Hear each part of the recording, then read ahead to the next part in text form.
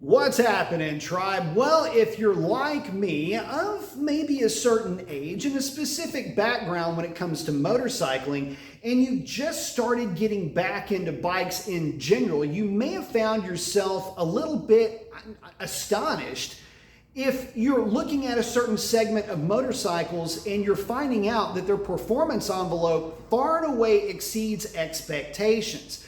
Of late, I've been showcasing and just basically giving a generic tongue bath to this Kawasaki Z900 RS Cafe. Again, we'll just call it a Z1 because that's what it's trying to emulate, and all the other words will just take too long. This bike behind me with an Ivan's tune, a Brock's exhaust, and really no other modifications outside of an airbox mod and an air filter is properly fast for the street. It really does resonate with what my mind remembered my old '06 GSXR 750 running like. And believe me, I remember it fondly. And for just the other side of 3 years, myself and my cohorts were terrorizing the streets of San Francisco with motorcycles of that vintage. And so I remember this like it was yesterday. But to have a motorcycle that looks, well, like this, more or less a standard, put down power figures just shy of a GSXR 750 because, well, for the last, I don't know, almost 10 years, that's been a pretty standard 150 horsepower output.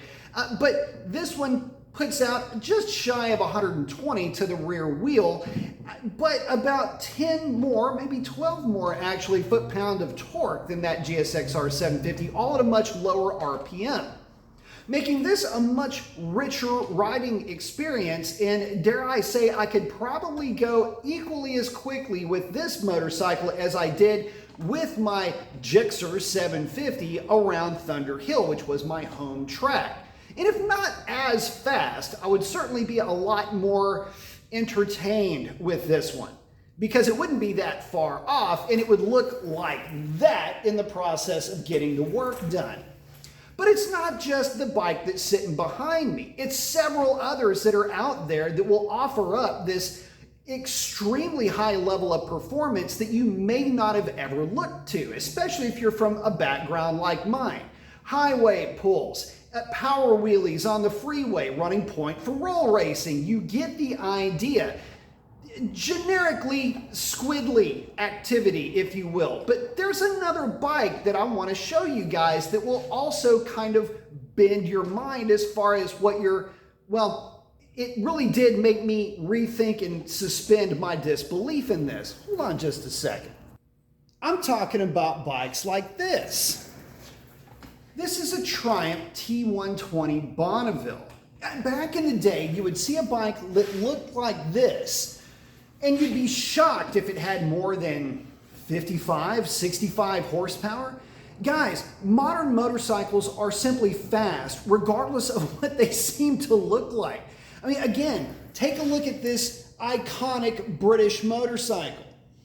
Would it surprise you to know that this is 80 horsepower and 80 pound-feet of torque? But that's not the whole story. This is a parallel twin that is doing great to rev past 6,000 RPM. The reality is that this motorcycle sitting behind me impressed me so much and was so lively to ride that I had to take it home. This is the type of motorcycle that reprogrammed my brain as far as what fast can be. There's a big difference between winding out a 4-cylinder motorcycle, even one that, well, is as street-oriented as my Z1.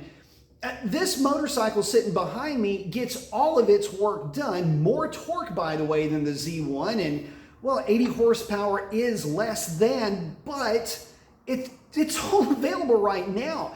And so it's just the power delivery. By the time this motorcycle is done making power is about the time that my, relatively speaking, low revving 4-cylinder, which doesn't make anywhere near the torque as this bike, it's about the time where that motorcycle starts to come alive at about 6,500 RPM. And it's interesting because both bikes are considered to be purely street in essence and retro themed and styled in their appearance. But for a motorcycle that looks like this, with all of the retro styling and all of the retro suspension to go along with it, to have the power curve and the torque curve of an old V8 engine is pretty cool. It's like you get a chance to ride a muscle car. Isn't that neat? And it's that fun, and it sounds that good, and it's that responsive under throttle. And it's got really long legs, extremely smooth. It'll just soak up miles in a way that, well, very few other motorcycles today can. And with the power delivery being so smooth, you're kind of lulled into this false sense of cruise frame of mind. Just, well, you're in there. It's not really a false sense, but you've got all the power at just the turn of a wrist to put whatever is in front of you behind you quickly.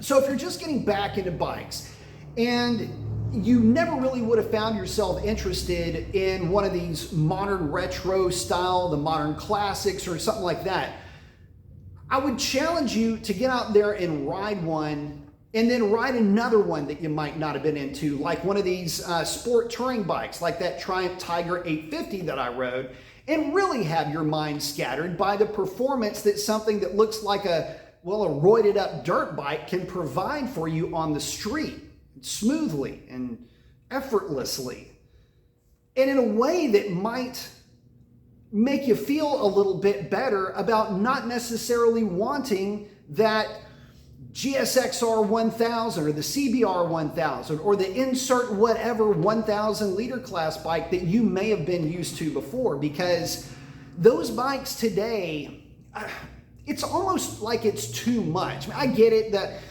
the cover charge has always been somewhere around 175, 185 horsepower at the flywheel. Modern bikes, though, now realistically, just with even a little bit of tinkering and tuning, are going to set you up over 200 horsepower. And, well, there's only so much you can do with that amount of power. It doesn't mean that it's going to be fun.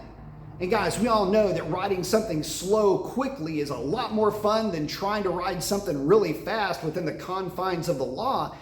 It numbs the really fast bikes. And speaking of numbing, they've got nannies like you wouldn't believe. I'll give you an example. I mean, that Z1 I just got through showing you, it's got wheelie control and traction control. This Bonneville behind me has got 2 different ride modes. It's got all the traction controls, all of that. It's got nannies too, but the modern ultra hyper class motorcycles, they have to have them just to keep you safe. And back in the day, you know, bikes would have, and they would have features that would make the bike better so that the rider could extract the most out of it. Nowadays, it's kind of the other way around, where the bike's doing everything it can to try to save the life of the bag of meat that's piloting it. And so with these newer modern classics having all of the, I just can't get enough of the looks of this thing. It's an iconic looking motorcycle, for crying out loud. It's on the t-shirt, right?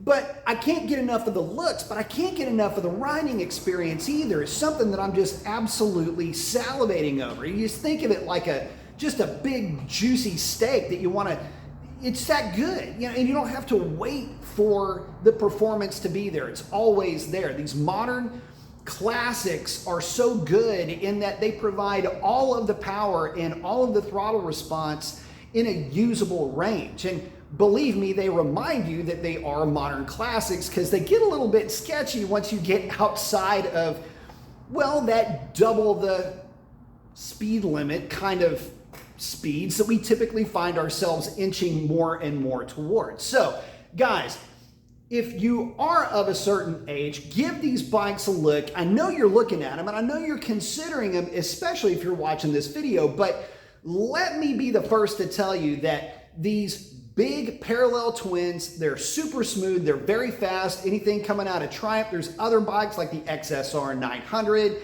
You had the, there was a Honda CBX 1000 or whatever it was, same kind of power level, although not quite to the Z1 level, but you get the idea. If it looks like what some of these bikes look like, give it a shot. You've got some newcomers too with Royal Enfield. Well, you can't really call that a newcomer because they've been in business the longest and for the anyway. And then you got CF Moto, who's got a couple of these newer retro style bikes, and they're kind of putting a name out there for themselves as well as being relatively good and relatively inexpensive. And you've got some newer bikes coming from Triumph again for the entry-level riders to really get on board. So guys, it's not like what it used to be, I guess, is the final analysis of all of this. The bikes that you used to think were slow are now fast. They handle a whole lot better than you might give them credit for. And, well, they're a lot more sensible in the mix. Far less expensive in most cases, give you all the performance you could ever eat up at speeds which actually might keep you alive, or at least